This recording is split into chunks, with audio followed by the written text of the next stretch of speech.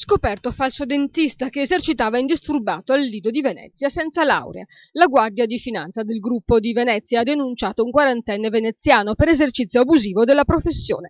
Riceveva i pazienti in uno scantinato che vedete nelle immagini, trasformato in uno studio dentistico e attrezzato di tutto punto, con lettino medico, strumenti chirurgici, medicinali, anche di tipo anestetico, apparecchiature per effettuare radiografie di pazienti. L'attività era fiorente e assolutamente rispettosa anche dei dettagli. Il falso medico, infatti, distribuiva bigliettini da visita per riportare gli orari degli appuntamenti ed era attrezzato di un'agenda per prendere nota delle visite.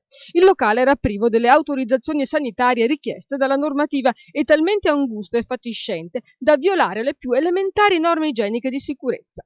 La clientela comunque non sembra aver mai notato i disagi legati alla locazione, tanto che molti hanno dichiarato che da anni era il dentista di famiglia e si rivolgevano a lui con fiducia per ottenere cure dentistiche a prezzi concorrenziali. Ora i finanzieri stanno valutando anche l'ammontare dell'evasione fiscale. Dalla documentazione contabile risulterebbe un guadagno nascosto al fisco di almeno 500.000 euro. Le attrezzature mediche potranno essere devolute ad associazioni mediche umanitarie.